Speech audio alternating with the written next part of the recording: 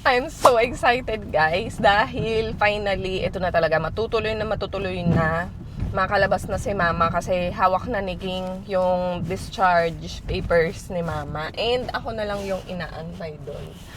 Ay naku guys, alam nyo dapat yesterday lumabas si mama kaso ano kasi yun hindi na i-coordinate ng maayos, hindi kasi na finalize kung sure na nalalabas si mama o hindi. Kaya nung ano ngayon, Friday kasi ngayon. Kaya nung Wednesday, nakagawa ako ng mga lakad, umuo ako dun sa mga kausap ko. Kaya pagdating ng Thursday na pwede naman nang lumabas si mama, hindi ako nakaabot kasi hindi ko napagkasya yung mga lakad ko kasi 'di ba napanood niyo naman sa vlog. So, ayun, ang ginawa ko dun sa butas kong oras, naglinis na lang ako doon sa kabilang bahay. Although malinis naman na yon, pero sinanitize ko ulit yung floor at saka minap ko ng may pine sol. Tapos inayos ko yung mga kwarto sa taas kasi naisip ko for the longest time puro tambak yung nandun. Tapos kagabi ko lang na-realize na sana pala nung umuwi sila Kuya Victor dito, doon na lang sila tumuloy kasi matutulog lang naman. Para pagkagising sana nila, punta na lang sila sa bahay para makapagluto or makaligo, ganyan, makakilos sila ng mas maayos kasi limited nga lang din yung space doon sa bahay ni mama. Pero yun, hindi ko nga yun naisip no. Kasi sabi ko may kama naman nun. Kasi nga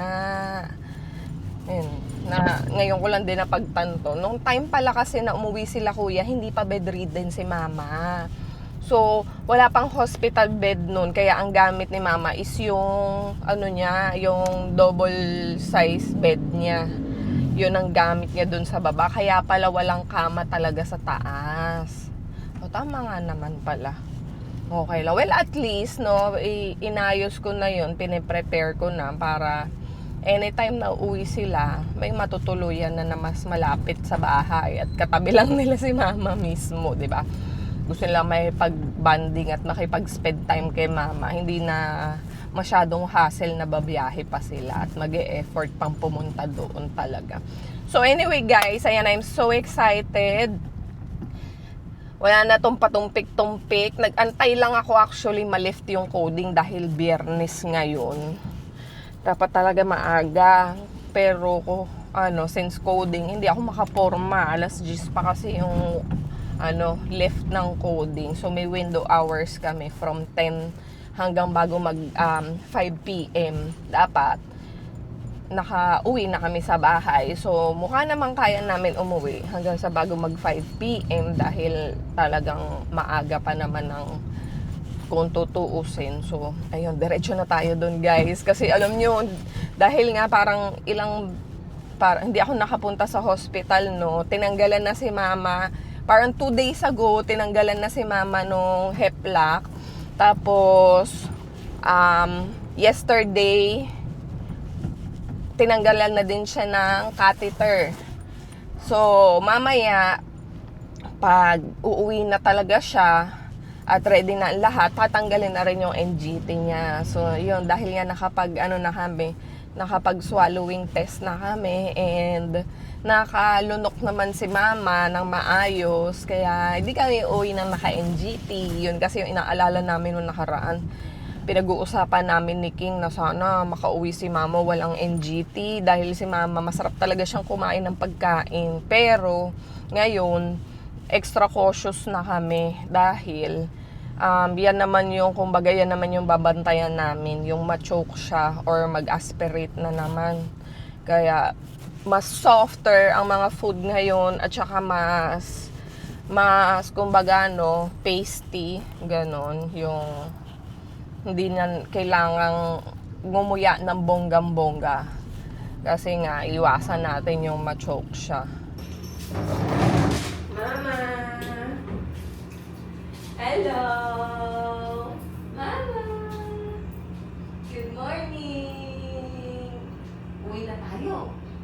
Uuwi na tayo? Sige? Okay! I love you! Excited ka na umuwi? Sige. Uwi na tayo, okay? Kamusta ka na? Balot ka. Lumamig-lamig. Ganun pa din. I love you. Uwi na si Tonya. Uwi ka na. Uuwi ka na. Uuwi na tayo. Okay? O, sige. Gusto mo pa matulog? O, sige, tulog ka muna. Nakatapos na akong mag-process ng mga discharge papers namin ni Mama, and grabe, sobrang naging smooth lahat yung pagpaprocess ko. Alam nyo kasi from nurse, binigyan niya na ako ng malinaw na instruction kung paano ko gagawin yung mga bagay-bagay. Kaya walang nasayang na oras at walang nasayang na effort kasi sinunod ko mismo kung ano yung instruction na binigay niya, at yun din yung tamang instruction turns out. So, na-appreciate ko talaga yun, guys, na sa nurse pa lang, binibigyan ka na nila ng malinaw na directives kung paano mo gagawin ang mga bagay-bagay para ikaw na mag-aayos, hindi ka masyadong mahahassle. Kaya, ayun, maraming salamat talaga. Tsaka, alam nyo, na-realize ko ngayon, kahit na ganito yung nangyayari dito sa Pilipinas, sa bansa natin, meron pa ding mga institution katulad nito, yung Veterans Memorial Medical Center, na nakakapagbigay pa rin talaga ng napakalaking tulong sa mga pasyente. Katulad niyan, si Mama ay dependent ng isang veterano. Kaya naging maganda yung treatment dito sa hospital, 'di ba? Unang-una, napakagaling ng mga doctors dito. Pangalawa, since this is a government hospital, 'di ba? Hindi man siya ganun kasing bongga ng mga ibang private hospital, pero yung serbisyo na ibinibigay nila at saka mga treatment, talagang kumbaga no, the best pa din para sa akin. Dun sa experience ko, the best pa din yung nakuha naming serbisyo galing sa kanila. So, napaisip ako, guys, 'di ba? Kung ngayon pa lang sa klase ng estado ng ekonomiya natin, ganito na yung nararamdaman namin. What more pa kaya kung ang mga politicians natin or yung mga nasa, alam nyo yun, mga nasa gobyerno ay hindi kurakot. All the more siguro na baka, 'di ba, VIP treatment lahat ng tao pagdating dito sa hospital. Kasi kaya naman actually yung ganyan pa nga lang na may corruption, 'di ba? Napakarami na nilang taong natutulungan. What more pa kaya kung walang corruption? Mama, magaling ka na. Maayos na pakiramdam mo? Opo. Ang galing mo, Mama. I love you.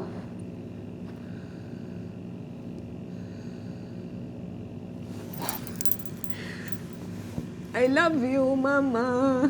Okay. Ang galing mo. Alam mo ba na mahal ka ng Panginoon?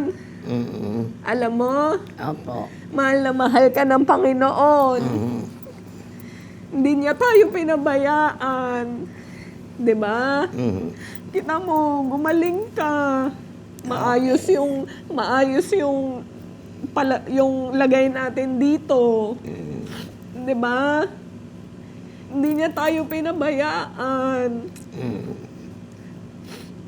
I love you. I love you too. Lagi ka magdadasal, ha? Siyempre, tayo lahat. Oo, tayong lahat, ha? Lagi tayo magdadasal. Lagi tayo magpapasalamat. Ha? Opo. Lagi tayo magpapasalamat kasi hindi tayo pinapabayaan ng Panginoon. Okay po. Okay? Okay. Hello, Mama, ang galing mo.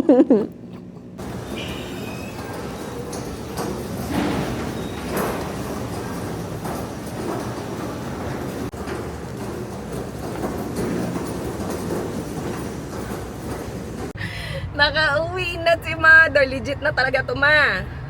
Nasa sasakyan ka na. Yay! Grabe! Maraming salamat doon sa nurse aid pati na nag-assist sa amin, yan kay ate, nagbuhat kay mama para mai-transfer from wheelchair pa sa sakyan. Ay, yay! Nakakatuwa. So, let's go! Rice! Meron siyang yogurt drink. Inom mo na, inom! Inom mo, inom! Hindi. Bakit? Ay! Wag! Madumi. Sip-sip yan. Oh, sip-sip. Yan. Juice yan eh. Juice. Sip-sip mo. Wala. Inom ka, inom. Juice yan, juice. Juice. Dali. Yan. Ako nahahawak kasi juice for juice. Yan. Sip-sip mo. Yan. Yay! Oh. Sarap. Oh, sarap, 'di ba? Asa na? Asa na ito? Yan. Ano naman sa mukha ko. Sarap, 'di ba? Masarap. Oo nga.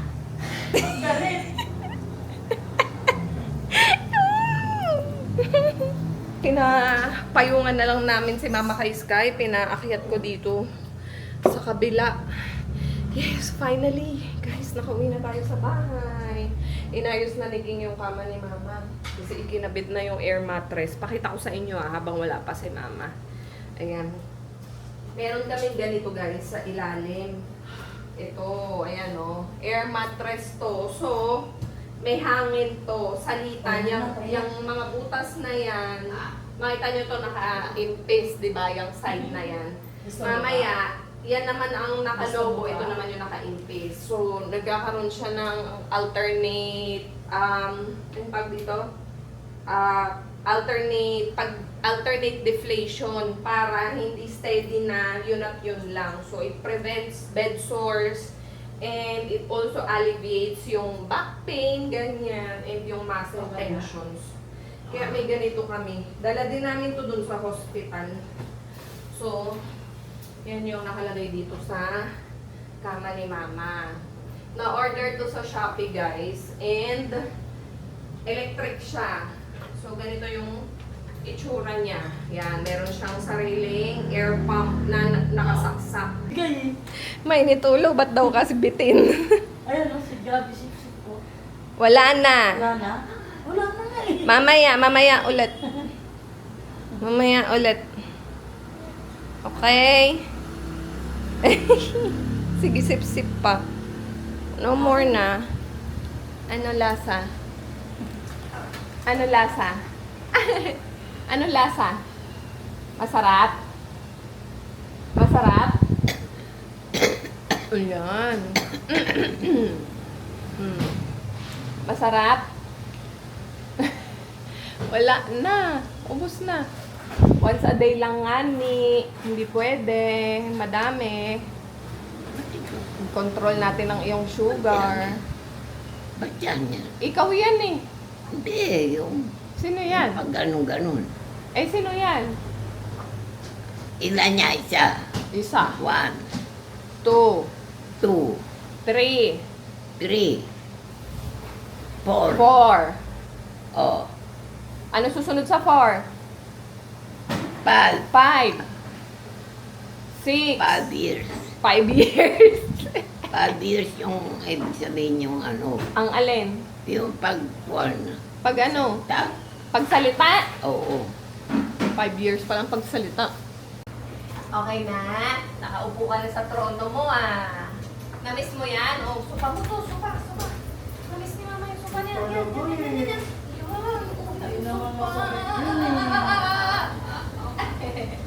Okay. Oo. Totoo. Tingnan mo. Oo. Sa'yo to. Sa'yo to lahat. Nakakaganon. Oo. Sa'yo yan lahat. Bayola na. Okay? Meron nga ni. Lagay natin ito para may sakit ka. Yay! Congratulations, Ate Ging. Maraming salamat. Yes! Bakit? Huwag kang aalis. Oh. Tayo. Oh. Dito tayo. Hello! Bakit? Ba't ka umiiyak?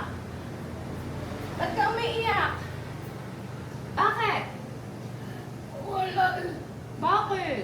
Hindi ko alam kung bakit nawawala. Ang alin ang nawawala? Yung kasama natin. Andito ko! Ito oh! Ito ako! Hindi nawawala. Andito ako. Ito oh! Tabi tayo. Oo nga. Oh. Okay? Tapos ngayon nandito pa. Oo. Hanggang ano, Nandito. Magkakasama tayo. Okay? natulog na. Yung Okay? Okay na! Okay na! Hawakan niya yung mukha mo at eat, bulaga. Eat! Eat! Bulaga! Oh. Oh, bakit? Minamassage mo yung mukha mo? Hello! Hello! Oh. Bakit? Nakauwi na tayo sa bahay. Nakauwi na tayo kasi magaling ka na. Okay? Okay? ewan ko. Oo, huwag ka na mag-isip. Huwag ka na mag-isip. Ayan si King, oh. Ay, Happy Oh, ikaw, diba? happy? sana nga. Di ba? Happy si mami. Oo, andyan kasama mo, oh, si King. Di ba? Oh. Happy ka, Akala niya mami? yata nawala ka. Happy? Oh, Happy diba? ang mami. Okay na? Okay. O, yakap na, yakap na. Yakap na. Oh. Oy, sus. Ululo. Ululo. Ayoko na. Bakit? Andito kami, andito. Ayoko na. Hindi, dito kami. Dito tayo, ha? Tingnan mo, oh, sa'yo to, oh. Ito. Oo. Tingnan mo, ito, oh. Sa'yo to. Oh, di ba? Oo. Yan, sa'yo yan. Oo. Okay? Oo. Oh, yakap na, yakap, yakap na. Ay, sus. Oh, yakap na, yakap, yakap na. Ano? Wag. Ha? Bakit? Wag po. Bakit? Wag po sana. Oh, hindi daw. Hindi. Dito lang, dito lang. Mm-mm. Oh, dito lang, dito lang. Sus, grabe naman iyak. Ito na, ito. Oh, ito na, ito na, ito na. Okay na, okay na. Mm-mm. Aray ko po. Bakit? Okay na, okay na. Aray ko po. Aray ko po. Ano ba? Naiisip ka ba? Ako na. Ha? Ako na gagaan. Ano? Hindi ko alam kung naiipit kita o ano eh. Okay? Okay na, okay na. Kala, Oh, dito. Dito tayo, okay? kala niya sa ibang lugar na Oo. naman. Sabi niya, saan ka pupunta? Ayoko. Ano ayaw mo? Dito lang, dito. Oh, dito ako, dito. Ayoko. Oh, dito ako, dito. Oh, dito ako, dito, dito. Talaga po. Oo, dito ako, dito. So, okay? Kasama mo kami. Oh, sama-sama tayo. Kasama tayo, okay? Okay. Yan na. Yay!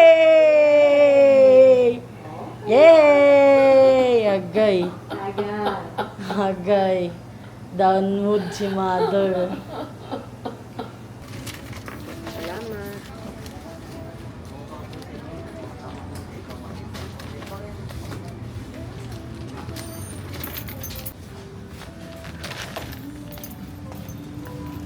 Nakalimutan ko kasi, kailangan pala ni mama ng gamot tonight. Actually, pag uwi sa bahay kanina,